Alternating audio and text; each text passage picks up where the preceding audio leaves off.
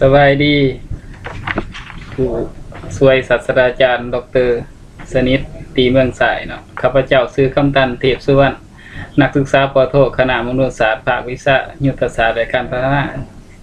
สิมาเบาเรื่องทักษะการเรียนรู้ของนักศึกษามหาวิทยาลัยบัณฑิตศตวรรษที่21เนาะ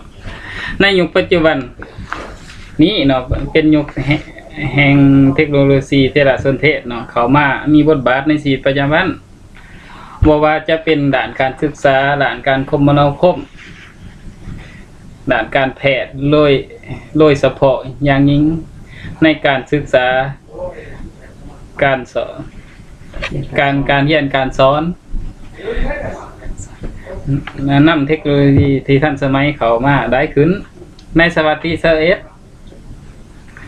21ก็เป็นยกแห่ง IT ยกแห่งความรู้ยกแห่งการเรียนรู้มีอย่างหลากหลายสามารถเรียนเขาในทุกเวลาการเรียนเปลี่ยนจากการเรียนรู้การบอกเราหรือการจื้อจำมาเป็นการเรียนแบบเน้นหลักทักษะสามารถนำความรู้มาประยุกต์ใส่ในชีวิตประจำวันทักษะที่จำเป็นในศตวรรษที่21ประกอบมี1การเรียนรู้หรือ Learning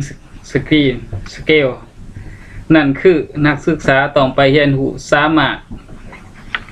เรียนรู้ด้วยตนเองมีความคิดสร้างสรรค์ทักษะในชีวิตและการเฮ็ดเวียกการเฮ็ดเวียกนักศึกษาต้องปรับตัวตามบทบาทหน้าที่ความรับผิดชอบและสภาพแวดล้อมตามเวลา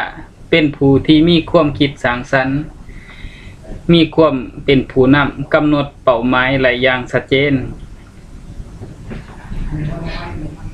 ทักษะด้านการศึกษา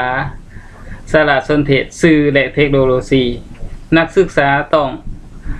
เข้าถึงสารสนเทศได้อย่างมีประสิทธิภาพและเกิดประสิทธิผลมีความสามารถเข้าถึงแหล่งข้อมูลสารสนเทศความรู้ความเข้าใจและการใส่สื่ออย่างสร้างสรรค์และเหมาะสม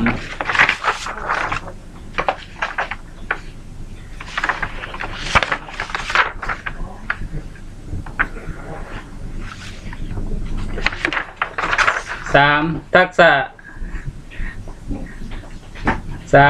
ษะที่กล่าวมาเบื้องต้นเอิ้นว่าทักษะที่จำเป็นของนักศึกษามหาวิทยาลัยศตวรรษที่21ซึ่งนักศึกษาจำเป็นต้องมีซึ่งพาให้